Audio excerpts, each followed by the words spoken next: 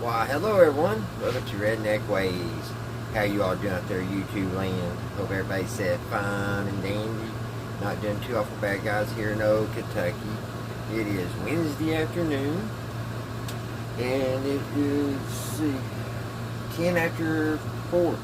10 minutes after 4 o'clock. I have been on here for a few days. I've been really busy.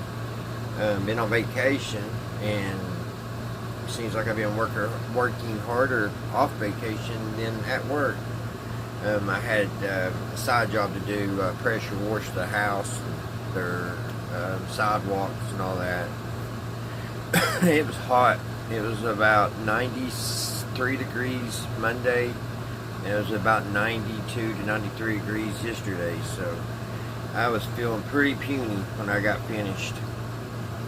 But I was glad to get it all done and got that over with and stuff. So I hope everybody's been doing good in my absence. Like I said, everything's been going good here and in the shop. Haven't really been doing much as far as working on radios. I tinkered around a little bit more on that old Coca-Cola bottle radio. Really, it doesn't play good. I thought I had it fixed. I changed the capacitors, and it fooled me because I turned it on and it sounded beautifully. It was picking up a lot of stations and it just sounded great. And I set it on my dresser the night before, and then the next day I was like, well, I'm gonna check that thing out. Well, sure enough, I turned it on and it had that howling again. So I thought, well, daggone. I brought it back out here to the workbench, tore back into it, changed 2 more capacitors, still didn't help it. And then I thought, well, maybe the transistors are bad. So I looked through the transistors I had here in the shop, and I had some matches, so I changed them. That didn't help either. And then things started snowballing and getting worse and worse. So now all it does is every once in a while it'll come on and it'll make a howling noise. It's not picking up a signal or nothing. So I don't know what's wrong with it. Them little transistor radios can be a headache to work on. If I'm going to do very many of those type of radios, I'm going to need like a big magnification type deal, so I can look and make sure all my solder points are right on and everything, because I think that's what the problem is. I think I may have a solder point touching another trace on the circuit panel. But I went and did a little shopping today, guys, and try to find us something to make a video on, and I found us another little transistor radio, which I think is really neat. And also I got some books for the Redneck Ways library. So guys, get comfy there in your seat and take a look at the little stuff I bought here. I got a couple interesting radio books, and then I found a book about marbles, which I collect marbles. I like digging for old bottles and marbles and stuff like that, and I found a book kind of tell you what they are.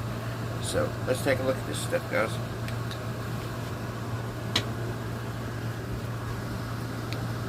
Alrighty, guys, first of all I want to show you this little antique marble book that I bought today at the antique store.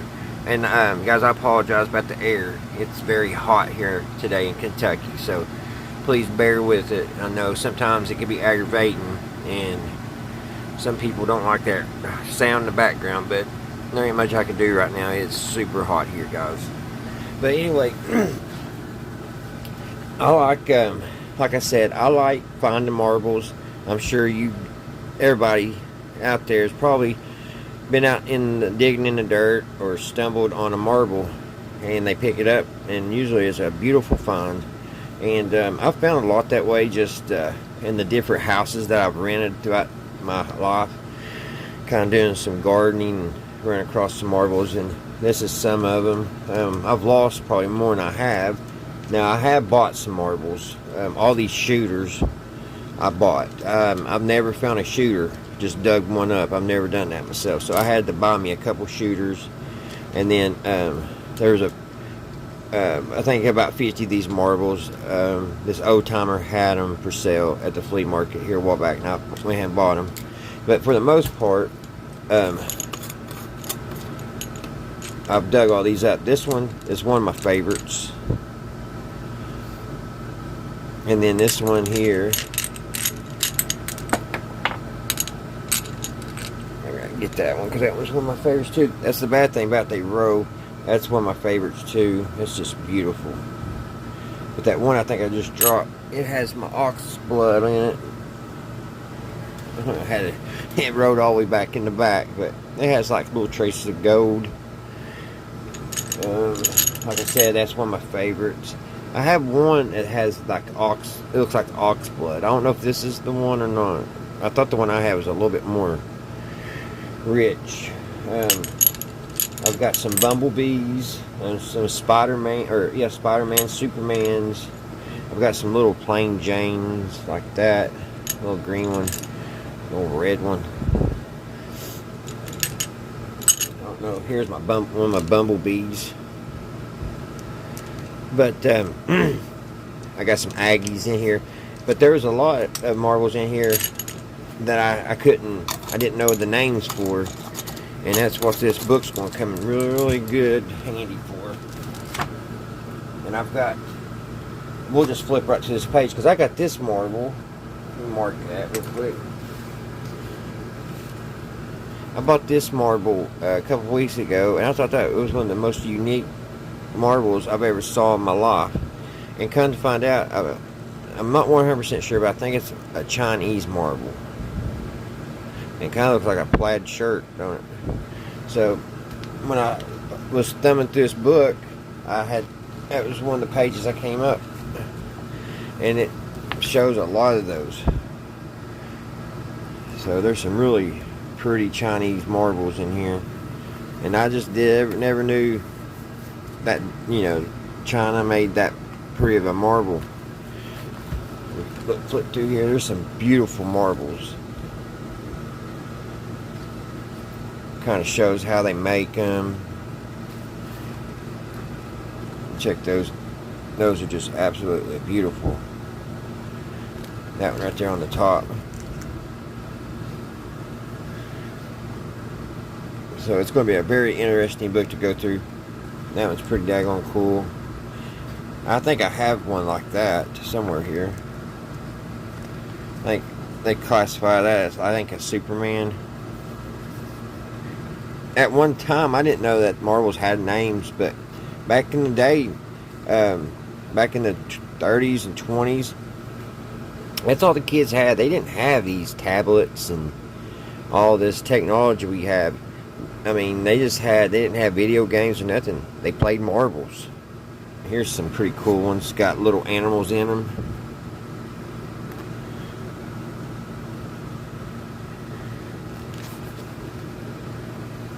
Some more. There's a rooster.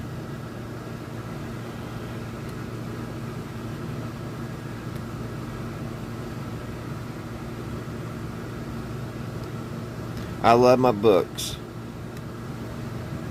Check those out. Those collared animal marbles. There's another rooster with a blue belly. I mean, ain't that absolutely beautiful? And if something, God forsake, happens to us, and I'll check these characters out. These character marbles.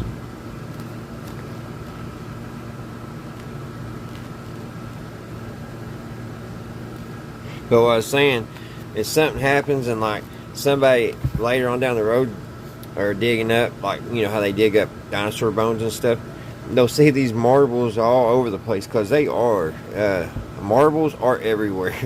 Seems like everywhere I've ever been, if you dig long enough and sometimes deep enough, you'll run across them.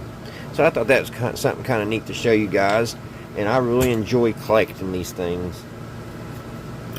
Some of them go for big bucks too. I paid $5 for that, and it's probably about what it's worth.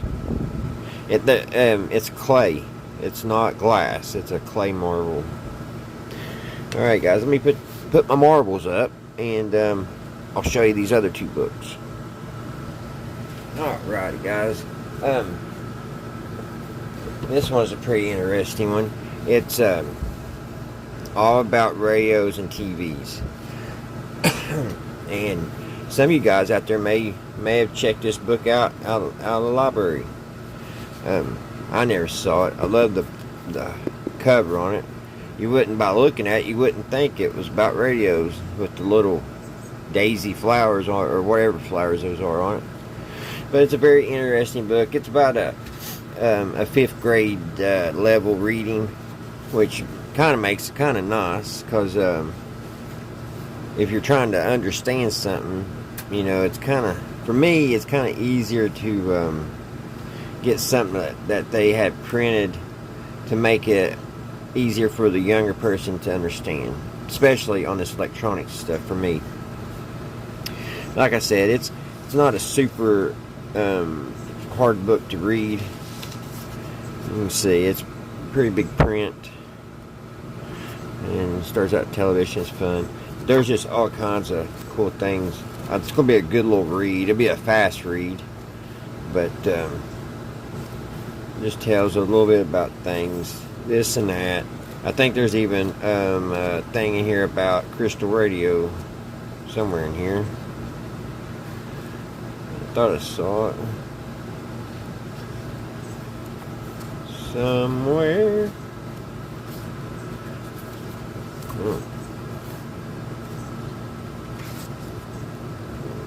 Trains.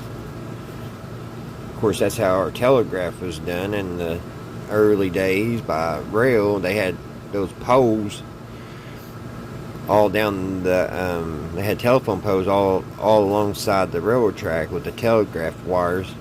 And I believe, I don't know if it was the 30s or 20s or 30s when we had that EMP pulse from the sun, and it took them all out. Kind of dangerous that stuff is.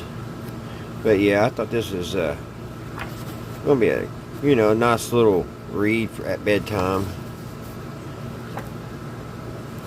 And I know I saw something about crystal sitting here, and it looked like a different design than I've built before. And I cannot see it. That's the way it goes when you're wanting to show somebody something. Yeah, here. And you do the razor blade. You got your nail, coil. So yeah, it's pretty neat. Pretty neat little book. Can't wait to get reading that. And then this here, and up at the antique shop, I don't know. I've never met the guy yet. I got his phone number, and I want to give him a call here soon. It's kind of hard. It just feels weird to me when he gave the lady that works up there his phone number to give to me, but it's still where I haven't met him. I always have a hard time reaching out that first time and doing the call. I don't know why. Just like, you know, but I'm sure this guy will be able to tell me a lot of stuff and probably teach me a lot of stuff. So I really need to get a hold of him. But he has about 20 or 30 different books up there, but he has no reader or writers or no schematics. And I say he's still got those at his house because he probably just don't want to sell them. But he had all kinds of these books up here on the vintage radio, picture books, what I call them, wireless and radio. And they're just so interesting. And this is the early day radios, which that's my favorite, is the 1920s radios. I don't care much having the batteries, which if I ever get rechargeable batteries for the 90 volt high voltage, I think it'll make my old 1920s radios that I own a lot more pleasure to work on and play with. But the batteries is kind of stinky because those 9 volts can get a little pricey. Here's bird's eye view, the radio broadcast, just a few of the early pioneers here of radio. Just a nice little book, some very interesting stuff. I mean, where have you ever seen a horse have a radio on his back? Look at that big old radio on the back of a wagon. And then the telegraph and telephone equipment. But back here, this is why I picked this one. Actually, there's a lot of reasons I picked this one. It shows a lot of the speakers.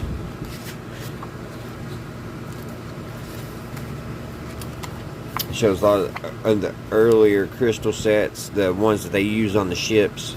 The ships started to use like a regular crystal set, like you probably saw if you watched any of my videos, like the ones I use with the little coil, and you got a little thing, a little bar that you try to tap into it. Well, the boats came back and said that they needed a better design, more stable, and they went to this kind of a slide in coil type deal, a coupler. So that's really neat. I've always wanted to build one of these, and I'm going to one day.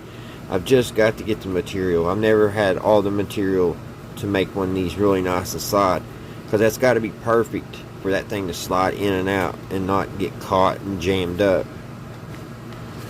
But this has also got a bunch of different tubes in it, and that's really what caught my eye.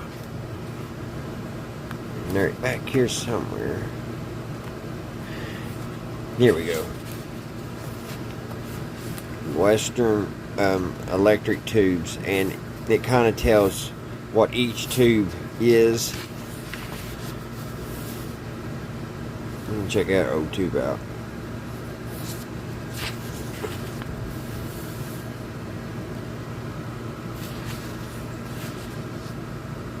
Here's broadcast vacuum tubes.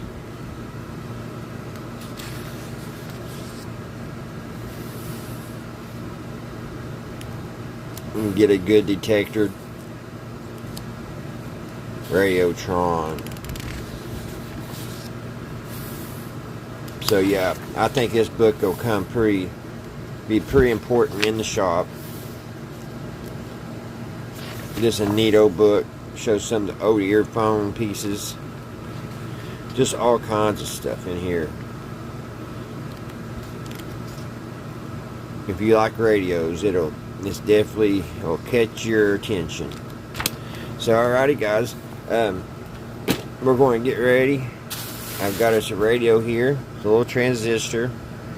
Don't know if it works, and I cross my fingers and my toes and hope and pray that this one works, because I do not want to go down that road I did with that Coca-Cola bottle. I get on something, and a lot of you guys may be too, just like me. When you get working on something and you can't quite get it, and you just keep on, and before you know it, you've got like 20 hours in something that don't even, it's not really worth the time. Why in the world we do that? I don't know. I did get my boat motor fixed. I had a troll motor, and it just quit. The last fishing trip me and my son went on, we got back to the boat dock and it died right then. So that was kind of good that it didn't die before. But I took it all apart yesterday, or day before yesterday, and got looking really close. And I cleaned all the contacts and stuff, and what had happened, water leaked inside of it, and it blocked up the bottom bearing. And so I drove probably about 50-60 miles all around my tri-state trying to find a roller skate bearing. I don't know if any of you guys have ever tried to find a roller skate bearing nowadays, but that is nearly impossible thing to find. And so I thought, well, you know what, I was about to blow it and I'll buy me a whole skateboard, because I was wanting a skateboard anyway, because I rode skateboard all my younger years, and it's just cool to have one still sitting around. So I went and bought me a skateboard. Well, when I got home, my dad had found another electric motor, and it had that bearing on it. So we took the puller and pulled it off, and needless to say, my boat motor's working. My troll motor's working really good today. I just got to put the propeller on. And that's another thing, guys. I want to go camping the end of this week, and I thought I'd make a couple videos down on the campground and make around the campfire and stuff, maybe tell some ghost stories and just kind of have a good time down there. So if y'all like the the outdoor type deal, you'll probably enjoy that video. If the Lord is willing and the creeks don't rise, that's what I'm wanting to do. I want to do that Thursday and Friday. I want to camp for 2 days. I was going to do primitive, but I probably going to have to take my air conditioner down there and set it like in the doorway of my tent, because it is just blistering hot, and I want to go down and enjoy my time there, and I don't want to be sitting there sweating to death. So we're not. It's not going to be like going down and rubbing two sticks together. I'm going to try and make it as comfortable, but we'll probably have a lot of nature to look at and stuff like that. So I'm looking forward to all that stuff. All right, guys. Let me get the camera set up a little higher, and we've already got the 9-volt battery. So we'll unveil this radio, and first I want to show you this little commercial. A pedigree dog. Owning one shows my good taste. Dogs? What do dogs do? Mostly they ask to go out. Also they fetch. Oof. See that, Starkist? But Starkist doesn't want tuners with good taste. Starkist wants tuners that taste good. See? Sorry, Charlie. Only good-tasting tuna get to be Starkist. Good-tasting 100% tuna fillet. This is good tasting tuna. Get good taste. Get Starkist. Alrighty, guys. Wasn't that a great commercial? I love all the old commercials. I could sit for hours to sit and watch those. But yeah, we got a little radio here, guys. A little transistor radio.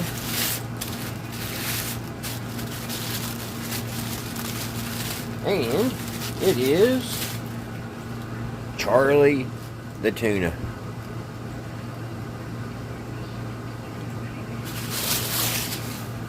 I don't know how old this is. 1970. Starkist Foods. See it right there. Right here. So this is actually 4 years older than I am. So I don't know if it's going to play or not. But I do know one thing. If it don't, it don't. It's going on the shelf. It is just cool. Charlie the Tuna. I love this type of radios. I really do. Here's the tuner. Right here. And here's the on and off. And we open it up. There's the radio, which it looks pretty good inside. This one doesn't have no water damage that I can see. Got a quality control. It's got a pretty big speaker. So there's a lot going on in this little Charlie the Tuna. The IF cans are small in this one compared to the last little transistor I was working on. So let's put some batteries in it, guys, and see what it does.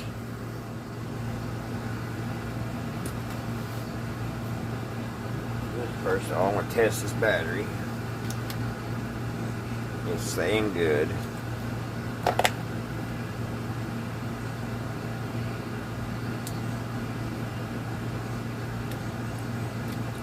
I was wondering if it had room in there. It does barely have room for the battery.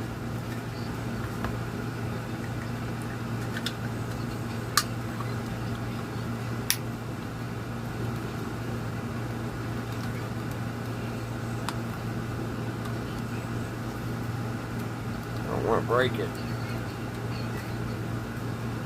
Alright, let's see what it does.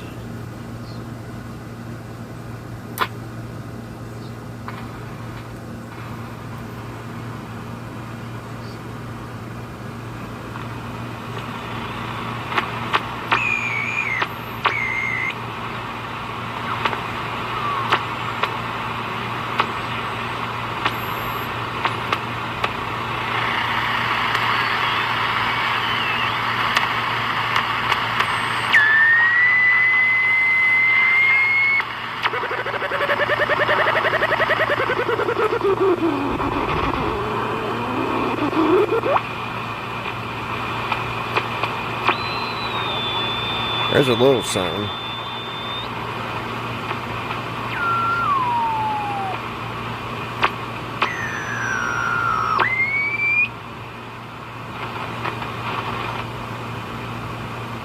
At least it comes on.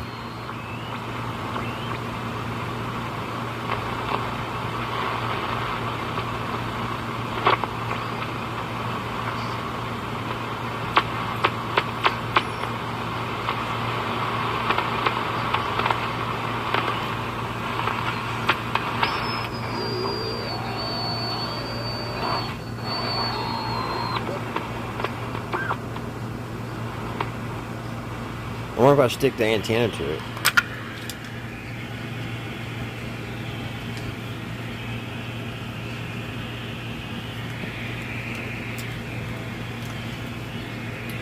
Let's take the external antenna.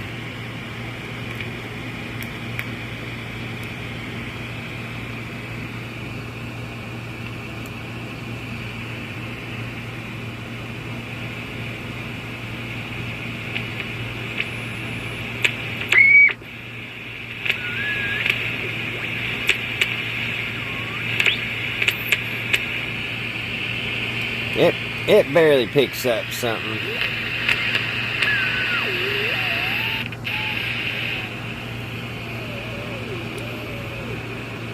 There's a little something there.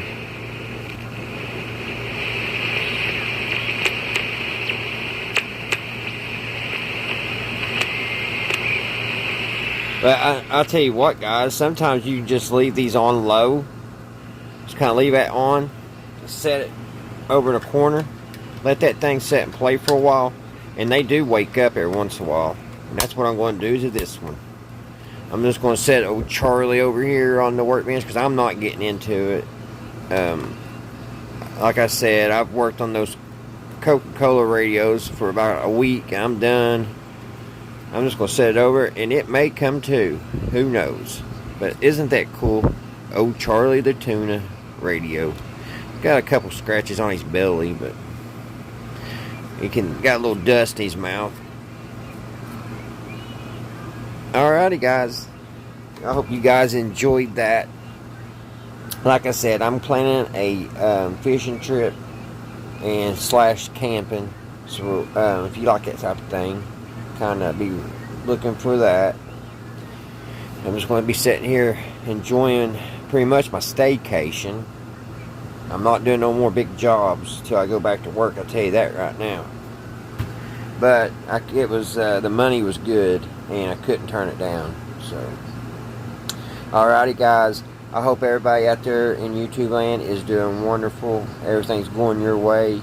Sunshine is on your back, guys. And until the next one, I'll see you right here at Redneck Ways. Bye, guys. Stay safe.